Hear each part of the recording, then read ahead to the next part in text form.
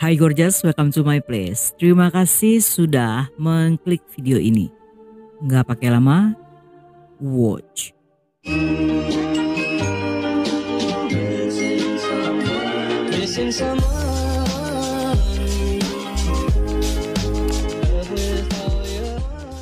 Mahmuda dilahirkan di Bangladesh dari keluarga muslim yang religius. Pada usia 6 tahun, dia dan keluarganya pindah ke London. Sesampainya di sana, walaupun ayahnya menjadi pemimpin agama yang dihormati warga sekitar, tetapi dia dan saudara-saudaranya diizinkan untuk menjalani kehidupan yang relatif kebarat-baratan. Setamat sekolah dari sekolah khusus wanita, Mahmuda melanjutkan kuliah di bidang bisnis dan bergaul dengan teman-temannya yang berasal dari berbagai ras, kultur, serta kebudayaan berbeda. Walaupun Mahmuda lebih cocok dengan budaya barat, tetapi hal tersebut tidak membuatnya terbebas dari harapan serta keluarganya dalam hal perjodohan. Saat berusia 21 tahun, dia dijodohkan dengan seorang pemuda pilihan keluarganya. Namun pernikahan mereka tidak berjalan dengan baik karena tanpa adanya cinta di antara keduanya, sehingga seringkali menimbulkan rasa frustasi. Suaminya yang menganggap Mahmuda bukanlah istri yang patuh, seringkali melakukan KDRT. Mahmuda sendiri telah berkali-kali mengeluh pada keluarganya yang selalu berakhir dengan berbagai macam petuah dan meminta sang putri untuk mempertahankan pernikahan. Karena setiap kali bertengkar Mahmuda selalu pulang ke rumah dan berkali-kali membujuk orang tuanya, beberapa waktu setelahnya dengan berat hati orang tuanya mengizinkan sang putri untuk bercerai.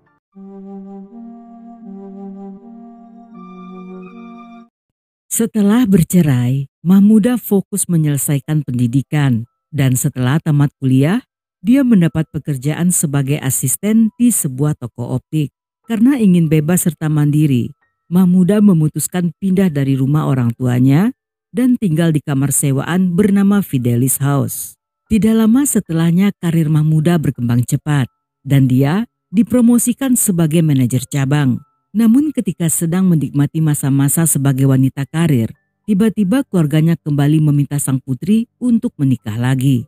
Keluarganya yang religius berharap Mahmuda tumbuh menjadi wanita soleha dan patuh pada orang tua.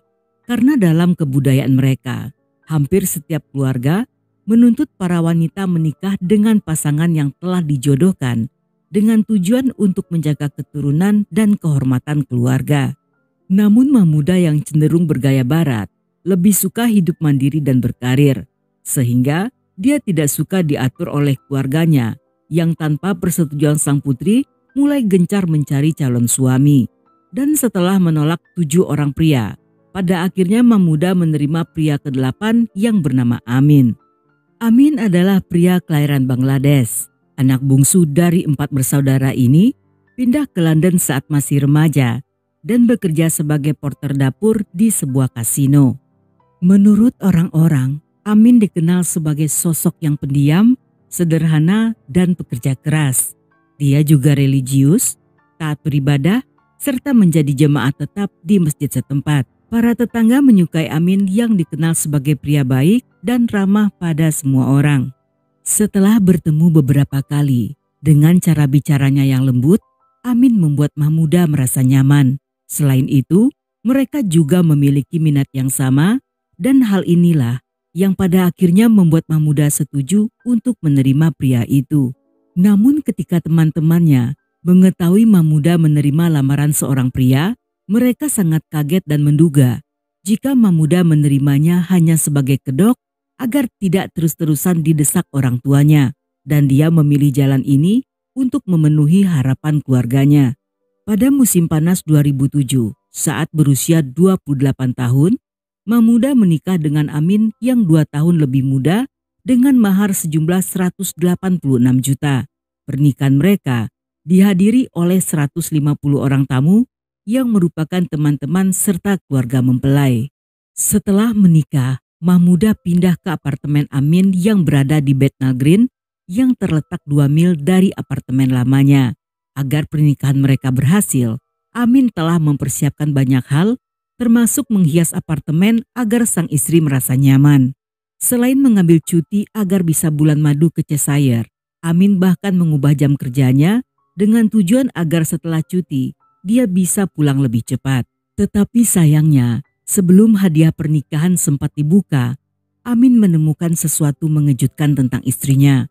Di saat mereka seharusnya berkasih mesra, wanita itu justru sedang sibuk menelpon pria lain dan tidak mempedulikan Amin. Saat ditanyai, Mahmuda mengaku sedang menghubungi teman kerjanya.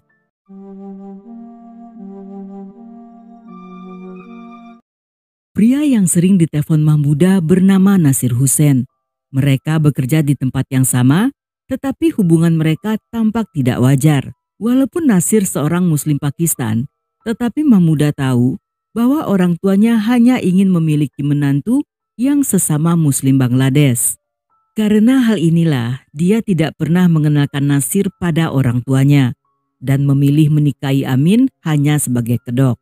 Sejak sebelum menikah, mereka sering berkirim pesan hingga 10 kali dalam sehari, yang kebiasaan ini terus berlangsung setelah Mahmuda menikah. Bahkan saat bulan madu, mereka masih sering berhubungan, yang hal ini berusaha disembunyikan wanita itu dari suaminya. Ketika Amin sudah mulai merasa sangat terganggu dengan telepon istrinya yang berdering hingga tengah malam, dia pun mulai mengkonfrontasi wanita itu. Tetapi Mahmuda menolak memberitahu dengan siapa dia berbicara dan siapa pria yang selalu menelponnya. Hal ini membuat Amin sangat marah dan mengatakan jika benar Mahmuda berhubungan dengan pria lain, walaupun merasa hancur, tetapi dia akan berusaha untuk mengerti dan dia akan mengembalikan Mahmuda pada keluarganya. Alih-alih menjawabnya, Mahmuda justru berkata jika itu merupakan urusan pribadinya dan meminta Amin untuk tidak ikut campur. Amin pun menyerah dan membiarkan Mahmuda tetap tinggal di apartemennya. Sejak saat itu, Mahmuda tampak sangat acuh pada suaminya.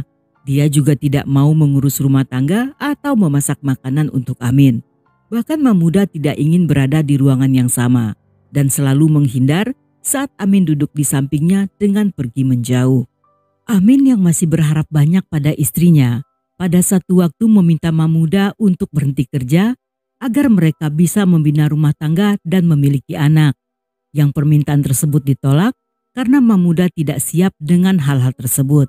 Akibatnya semakin hari, hubungan keduanya makin renggang dan Amin diperlakukan seperti orang asing. Walaupun hidup tanpa cinta, tetapi Mahmuda tidak ingin bercerai untuk kedua kalinya. Karena hal tersebut akan merusak kehormatan keluarga dan setelah bercerai, tentunya dia akan kembali dipaksa menikah dengan pilihan orang tuanya. Merasa tidak punya pilihan lain, dia pun bertahan dengan kondisi tersebut yang membuat Amin merasa sangat tersiksa.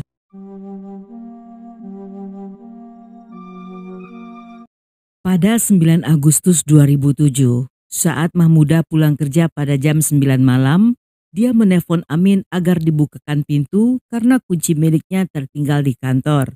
Setelah menelpon beberapa kali dan tidak ada jawaban, dia pun mengintip dari lubang yang berada di kotak surat. Di sana dia melihat Amin dengan kondisi tergeletak di lantai dan dinding yang dipenuhi cipratan darah, serta mencium bau terbakar dari dalam rumah.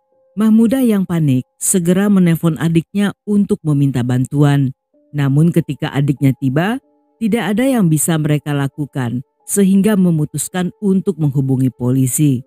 Tetapi polisi yang tiba di lokasi juga tidak bisa membuka pintu, sehingga mereka menghubungi pemadam kebakaran yang berhasil membobol masuk dan menemukan Amin yang telah tewas dengan banyak luka tusukan.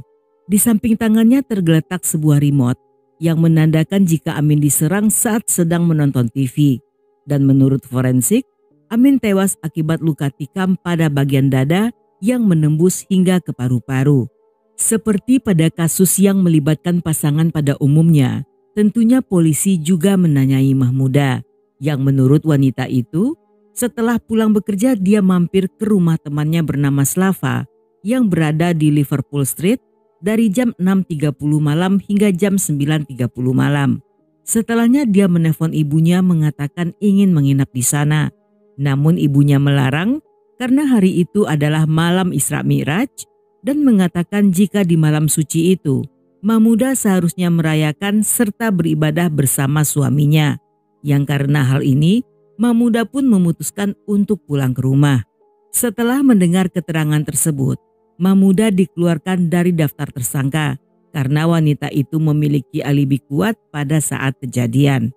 Dan tampaknya dia juga tidak punya alasan untuk membunuh suaminya.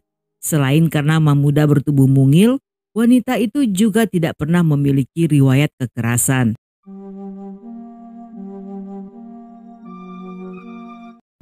Selama dalam penyidikan, setiap orang yang ditanyai polisi, semuanya mengatakan jika Amin adalah pria yang lembut, bekerja keras, religius, dan tidak pernah punya musuh. Hal ini tentunya membuat polisi kesulitan untuk mencari pelaku serta motif pembunuhannya. Setelah beberapa waktu bekerja tanpa mendapat hasil, polisi pun memutuskan untuk memulai penyidikan dari awal dengan kembali menanyai Mahmuda, yang walaupun pada awalnya selalu berhasil mengelak, tetapi kali ini tidak bisa berbohong lagi setelah polisi melakukan pemeriksaan silang dan memeriksa ponselnya. Mahmuda yang sepertinya tidak tahu jika ponsel bisa mengungkap semua bukti, tanpa berpikir panjang menyerahkan benda tersebut. Yang di sana, polisi menemukan banyak riwayat panggilan telepon di antara dia dan Nasir sejak sebelum kejadian, sesudah dan setelah kematian Amin. Karena hal ini, polisi pun sangat yakin jika Mahmuda memiliki hubungan dengan pria itu dan memiliki motif kuat untuk melenyapkan suaminya.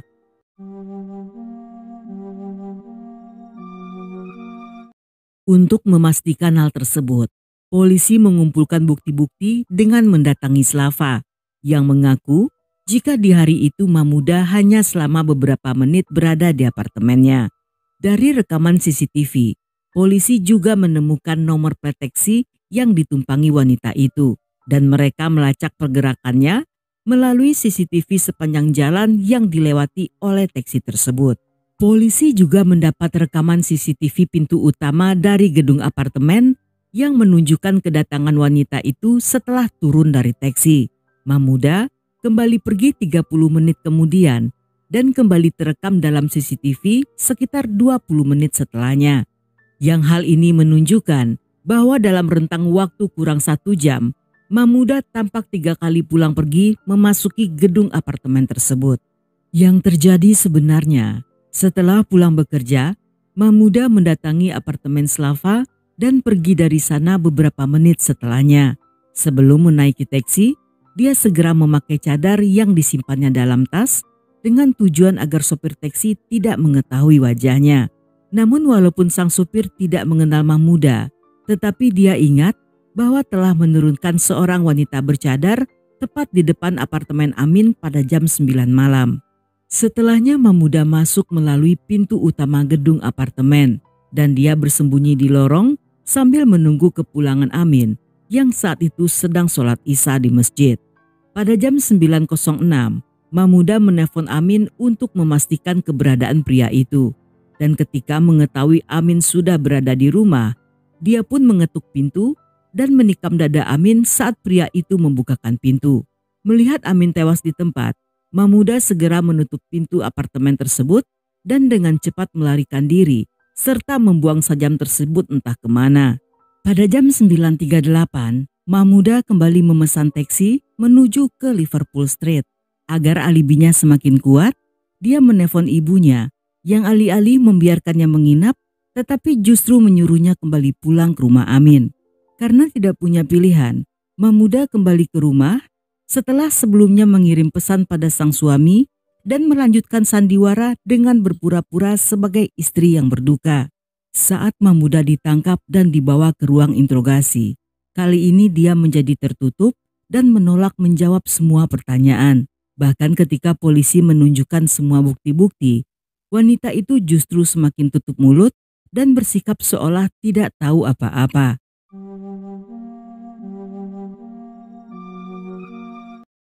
Dalam persidangan yang dilakukan di tahun yang sama, Mahmuda terus berbohong dan bersikeras mengaku tidak bersalah.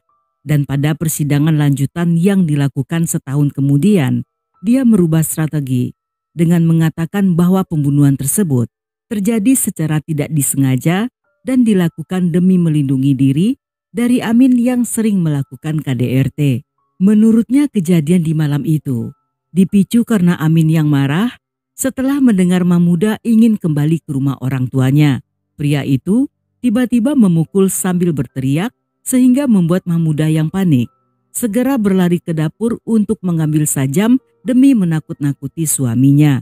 Namun Amin justru berlari mendekat dan karena ketakutan tanpa sadar Mahmuda menusukkan benda tersebut ke badan Amin dan setelahnya melarikan diri dari apartemen. Tetapi karena tidak tahu harus pergi kemana, pada akhirnya dia kembali pulang tanpa mengetahui jika Amin telah meninggal. Dan dia berbohong pada polisi karena tidak tahu apa yang harus dilakukan. Tetapi semua pernyataan wanita itu terpatahkan ketika tidak ditemukan kekerasan atau luka-luka pada tubuhnya yang artinya Amin tidak pernah melakukan KDRT. Selain itu, satu set sajam dapur tampak masih dalam kondisi lengkap dan tidak ada yang hilang. Yang hal ini membuktikan bahwa Mahmuda membawa sajam lain dari luar rumah yang disembunyikannya di balik cadar.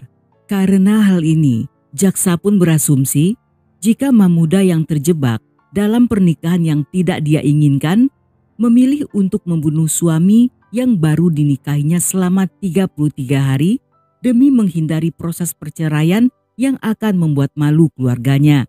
Selain itu, dengan tewasnya Amin, Mahmuda tentunya bisa berhubungan dengan kekasihnya.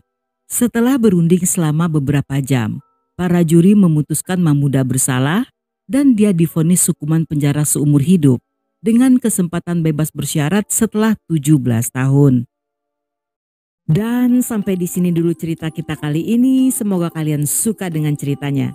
Buat yang masih betah hingga akhir, thank you, love you, have a nice day, and then see ya.